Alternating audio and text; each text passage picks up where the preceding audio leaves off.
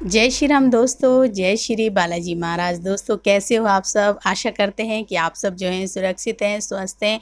तो दोस्तों आज मैं फिर आपके सामने एक और नए सवाल के साथ हाजिर हूँ। और जो है दोस्तों आज की जो वीडियो होने वाली है वो बहुत ही ज़्यादा इंटरेस्टिंग होने वाली है, जिसमें आपको पता चलने वाला है कि अगर आप लोग भी जो है मंदिर में पूजा करते हैं, अपने घर के मंदिर में जो है पूजा करते हैं, तो हम जो है वहाँ पर अपने देवी देवताओं का किस तरह से आवाहन करें, क्या हमारे बोल होने चाहिए, किस तरह से हमने करना है, वो सारी बातें आज आपको इस वीडियो में ही पता चलने वाली हैं। तो दोस्तों अंत तक बने रहें।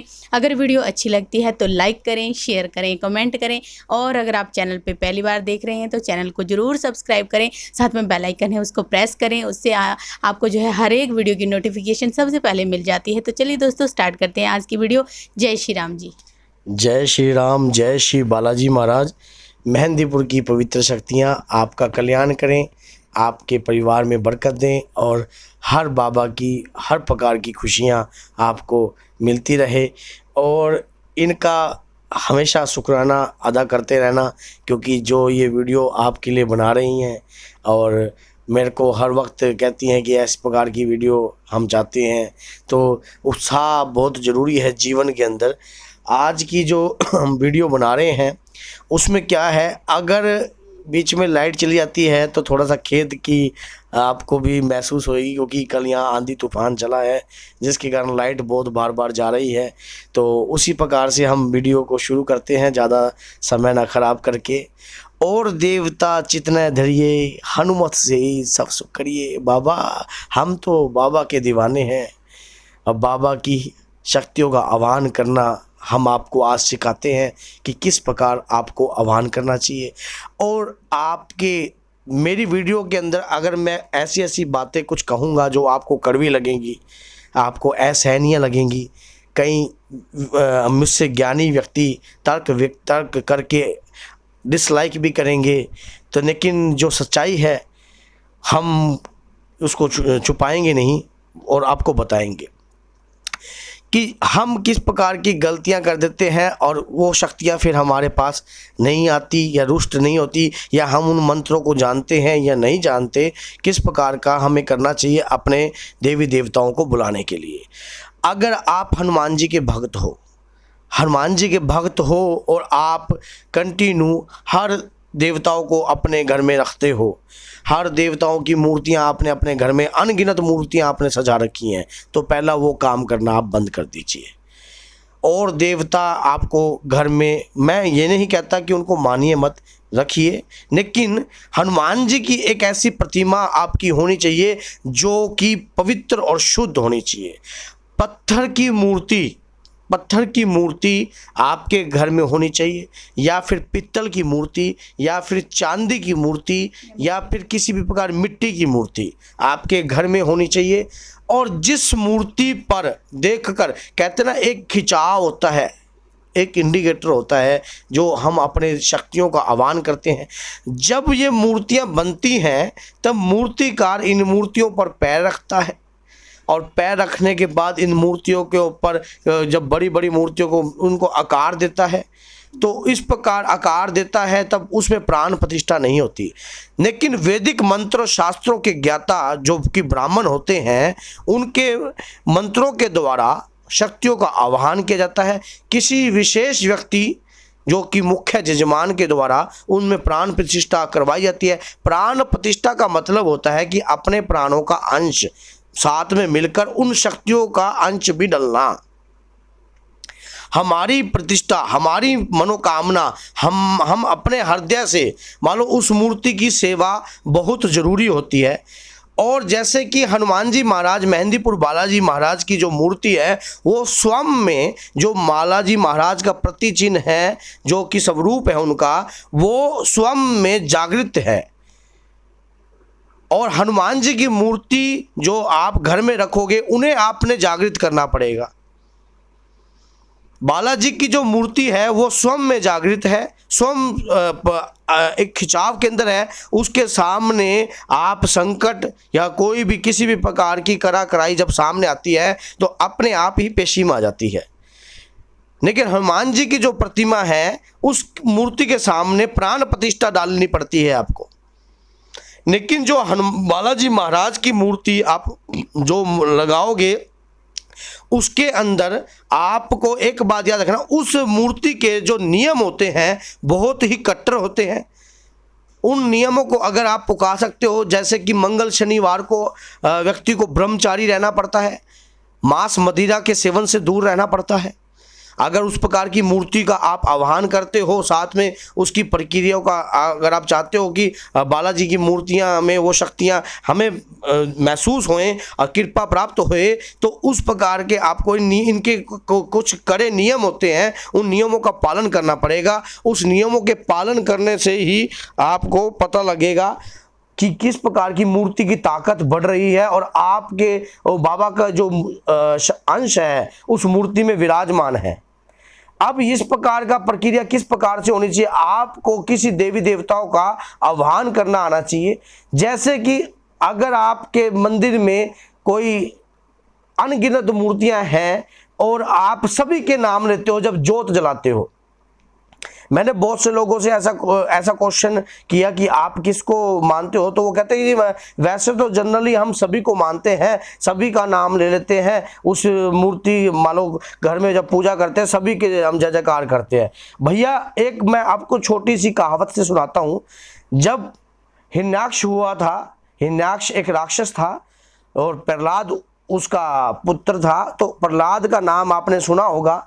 मेहंदीपुर में होली भी मनाई जाती है। हिरण्याक्ष ने जब प्रहलाद को ऊपर से पहाड़ों से गिरवाया तब उसने और देवता का नाम धारण नहीं किया, तब एक ही देवता का नाम धारण किया। किसका? श्री हरि विष्णु का। श्री हरि विष्णु का वो निरंतर जाप करता रहा और भगवान श्री हरि विष्णु के श्री चरणों में लक्ष्मी विराजमान है, उनके पैर दबा रही थी, तो तुरंत वहां से वो तुरंत गए अपने भक्त को बचाने के लिए और उन्होंने उसे गोद में ले लिया। इसी प्रकार उन्होंने नरसिंह के रूप में अवतार लिया।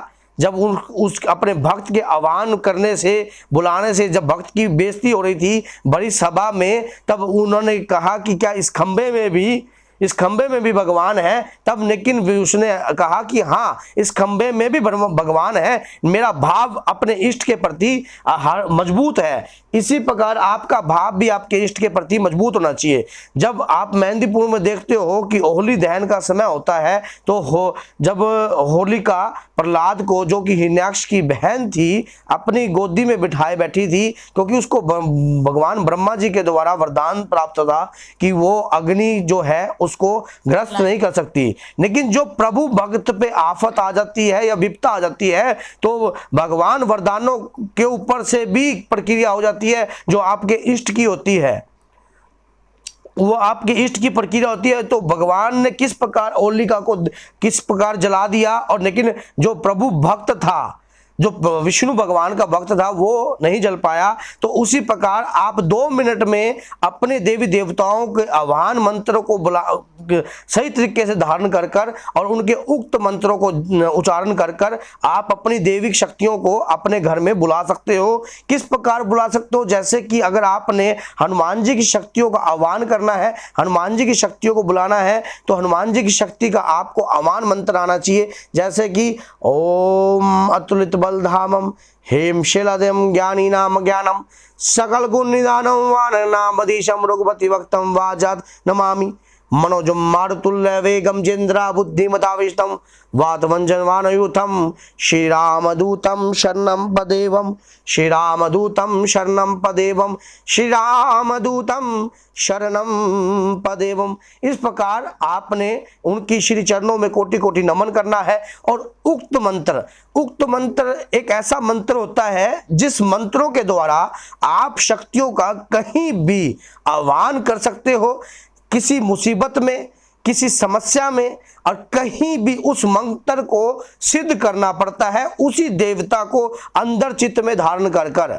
जब वो देवता आपके अंतर चित्त में धारण रहेगा तो वो मंत्र आपका सिद्ध हो जाएगा। उस मंत्र को सिद्ध करने की जो प्रक्रिया है मैं चैनल के माध्यम से नहीं बता रहा आपको, क्योंकि कई लोग उसका दुरुपयोग भी करते हैं। क्योंकि मंत्रों को सिद्ध, जो ये मंत्र हैं, जितने भी मंत्र हैं भगवान शंकर के द्वारा किलित हैं। मान लो ये कि बंद है, ये ताला लगा हुआ है इनको, कि आप कभी भी कोई भी मंत्र हो, गायत्री मंत्र भी में भी ताला लगा हुआ है। इन मंत्रों को खोलना पड़ता है। इस खोलने की एक प्रक्रिया होती है, एक विधि होती है, एक विधान होता है। जैसे मूर्ति में प्राण प्रतिष्ठा की होती है, इसी प्रकार की मंत्रों की होती है। आप अगर कोई भी मंत्रों का कंटिन्यू जाप कर रहे हो या ऐसा कोई मंत्र आप जानते हो, तो आप अपने देवी देवता का उस प्रकार का मंत्र और आह्वान की प्रक्रिया। अब ब्राह्मण लोग तो क्या करते हैं, संस्कृत जानते हैं और संस्कृत के द्वारा इस प्रकार के मंत्रों को आह्वान करते हैं। लेकिन आपने कैसे करना है, जब आप एक मूर्ति को अच्छी तरीके से उसमें प्राणों की प्रतिष्ठा कर दोगे, मान लो प्राणों की मैं मूर्ति के प्राणों की प्रतिष्ठा के ऊपर भी एक वीडियो बनाऊंगा कि घर की मूर्तियों में किस प्रकार के हम अपना अंश, बाबा का अंश महसूस कर सकते हैं और उसमें बाबा की शक्तियों को किस प्रकार बुला सकते हैं, इस पर भी हम एक वीडियो बनाएंगे। इस प्रकार आप 2 मिनट के अंदर अपनी देविक शक्तियों को अपने शरीर पर धारण कर सकते हो और उसी प्रकार देविक शक्तियों का आप सम्मान कर सकते हो।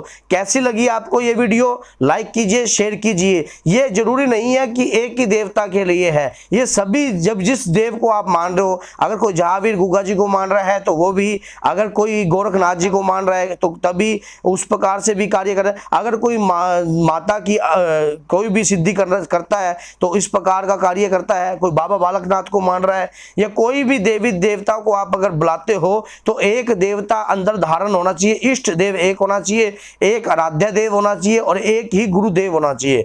जब तक कोई व्यक्ति इस प्रकार के संबंध बनाकर शक्तियों के साथ कार्य नहीं करता तो वो शक्तियां भी उसके प्रति कार्य नहीं करती हैं। अगर शक्तियों को आप अब एक ही सिस्टम से लेके चलोगे, इष्ट देव, आराध्य देव, गुरुदेव, तो उसी प्रकार से देखना कि किस प्रकार से कार्य, जब गुरु की बारी आएगी तो गुरु भी अपने भक्त को उसी प्रकार बचाते हैं। जब इष्ट की बारी आती है तो गुरु ही होते हैं जो इष्ट से मिलवाते हैं। तो इसी के जब कहा ना, गुरु गोविंद दोनों खड़े कायो लागे पाए, बलिहारी गुरु आपने गोविंद दियो मिलाए। तो इस प्रकार क्या है कि गुरु ही है जो गोविंद से मिलाता है और उसी प्रकार इष्ट देव ही की कृपा बरकरार रहती है। गुरु का मंत्र और उक्त मंत्र जो शक्तियों को बुलाने का होता है, 2 मिनट के अंदर आप किसी भी शक्तियों को बुला सकते हो। आपका लेकिन निष्ठा और भावना अंदर से मजबूत होनी चाहिए। जय श्री राम, जय श्री बालाजी महाराज। अगर अब जैसे कहीं हमने ये वीडियो बनाई, कोई हमसे ज़्यादा ज्ञानी होंगे तो तर्क वितर्क करके वो किस प्रकार का अपना कार्य बताते हैं तो वो भी आप बता सकते हैं, कोई दिक्कत नहीं, क्योंकि हम मनुष्य का स्वभाव है। लेकिन हम तो भैया इसी प्रकार बुलाते हैं और बाबा हमारे इस प्रकार की प्रक्रिया को स्वीकार भी करते हैं और वो आते भी हैं और हम उसको महसूस भी करते हैं। तो कैसी लगी आपको वीडियो? लाइक कीजिए, शेयर कीजिए, कमेंट कीजिए और हमारे चैनल को अगर अब तक आप पहली बार आए हो तो बेल आइकन का बटन भी दबा दीजिए ताकि आने वाली हर वीडियो की नोटिफिकेशन सबसे पहले आप तक आ जाए। और इनका शुक्राना हमेशा आप अदा करते रहना, क्योंकि इनके माध्यम से ही आपको इस प्रकार की वीडियो प्राप्त हो रही है। और जय श्री राम, जय श्री बालाजी महाराज। मेहंदीपुर की